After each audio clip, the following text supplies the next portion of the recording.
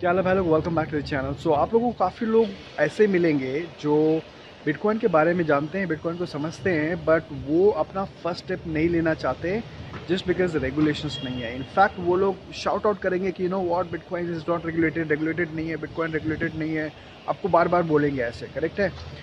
मेरे ख्याल से ये बहुत इंटरेस्टिंग टॉपिक है। आई एम श्योर आप लोग और काफ़ी लोगों को जानते होंगे जिनके साथ ऐसा ही है, जो बिटकॉइन के बारे में जानते हैं बट स्टेप नहीं लेना चाहते।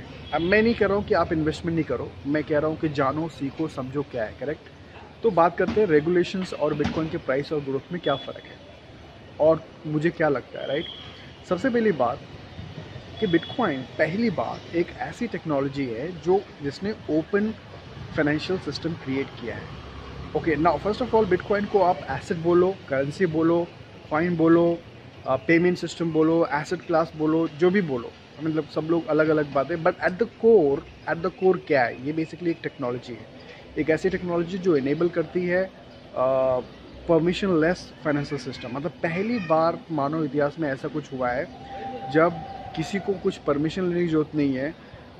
कोई भी बंदा कहीं से भी दुनिया में कहीं पे भी अपना एक वॉलेट डाउनलोड कर सकता है अपने फ़ोन पे और बिटकॉइन फाइनेंशियल सिस्टम बिटकॉइन के नेटवर्क का पार्ट बन सकता है। पहली बार इतिहास में ऐसा हुआ है जहाँ पे जो एसेट क्लास है वो कोई मैनिपुलेट नहीं कर रहा है, मनी कोई मैनिपुलेट नहीं कर रहा, कोई सेंट्रल सोर्स मनी का नहीं है। पहली बार एक डिसेंट्रलाइज नेटवर्क क्रिएट किया गया है।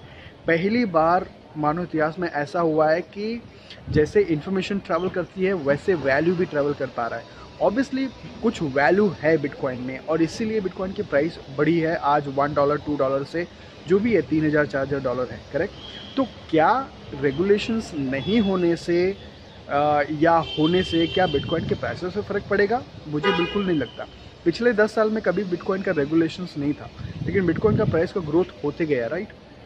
और हो सकता है अगले 5 साल में भी रेगुलेशंस ना हो, क्रिप्टो रेगुलेशंस हो सकता है आगे आगे 5 साल में भी बिटकॉइन का भी रेगुलेशंस नहीं आए, क्योंकि रेगुलेशंस के लिए टाइम लगता है। बहुत सारी मिनिस्ट्रीज इन्वॉल्व होती है, उनको समझना पड़ता है, रेगुलेशंस के लिए टाइम लगता है। तो क्या आप 5 साल वेट करोगे और 5 साल में क्या पता बिटकॉइन की प्राइस क्या होगी? क्योंकि सबसे पहली इंपॉर्टेंट बात ये कि बिटकॉइन एक ग्लोबल एसेट है, कोई एक कंट्री का नहीं है, कोई एक सिटी का नहीं है, कोई एक गवर्नमेंट का नहीं है, ग्लोबल एसेट है। 7.5 बिलियन पीपल इस वर्ल्ड में हैं और उनको लगता है कि ये टेक्नोलॉजी बहुत वैल्यूएबल है, ये टेक्नोलॉजी में दम है और इसी का प्राइस बढ़ रहा है। मैं नहीं कह रहा हूँ कि बिटकॉइन का प्राइस बढ़ते ही जाएगा, वो मुझे भी नहीं पता कि क्या होगा बिटकॉइन का price. I am just saying कि टेक्नोलॉजी कोई भी पहले इन्वेंट होती है, बाद में उसको रेगुलेशन मिलता है। लेकिन आप जब तक आप रेगुलेशन का वेट करोगे, I am not sure, may be ये तो अपनी अपनी पर्सनल डिसीजन है, अपनी पर्सनल चॉइस है, बट मेरे हिसाब से कोई टेक्नोलॉजी पहले इनोवेट होती है, इन्वेंट होती है, बाद में उसको रेगुलेशन होती है, रेगुलेशन के लिए टाइम लगता है।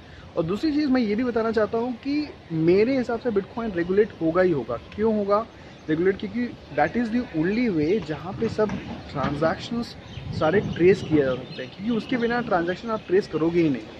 बैंकिंग सिस्टम नहीं रहेगा, जैसे कि आज बैंकिंग सिस्टम नहीं है, लोग पीयर टू पीयर ले रहे हैं, बट अगर बैंकिंग सिस्टम होता, अगर बैंक से लोग खरीदते थे तो बैंक केवाईसी करता है, तो वहाँ पे लोगों का ट्रांजैक्शन मालूम पड़ सकता था, कौन खरीद रहा है, कैसे खरीद रहा है। कल को कभी बिटकॉइन का गलत यूज़ किया, लेट्स से, करेक्ट, तो बिटकॉइन का अगर ट्रांजैक्ट कभी उसने एक्सचेंज से तो लिया होगा, तो एक्सचेंज के पास तो उसका डेटा होगा ना कि ये बंदे ने, क्योंकि सारे एड्रेसेस ट्रैक होते हैं। आपको पता है कि बिटकॉइन के ब्लॉकचेन पे सारे एड्रेसेस ट्रैक हो जाते हैं, पूरी ट्रांजैक्शन हिस्ट्री खुल जाती है, क्योंकि पब्लिक लेजर है, राइट।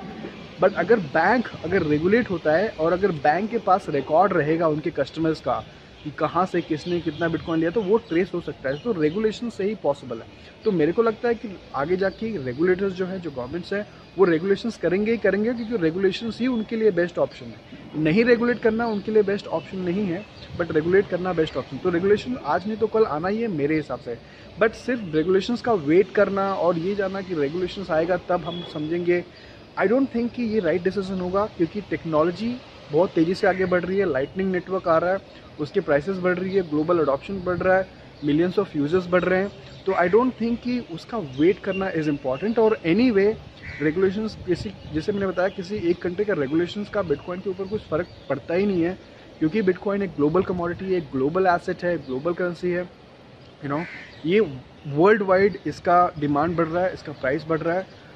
आई थिंक उसको समझना बहुत ज़रूरी है कि एक्चुअली एक ग्लोबल एसेट है। तो ये मेरे को लगता है कि शेयर करना ज़रूरी था, स्पेशली जो लोग बोलते हैं अभी तक रेगुलेशन नहीं आया।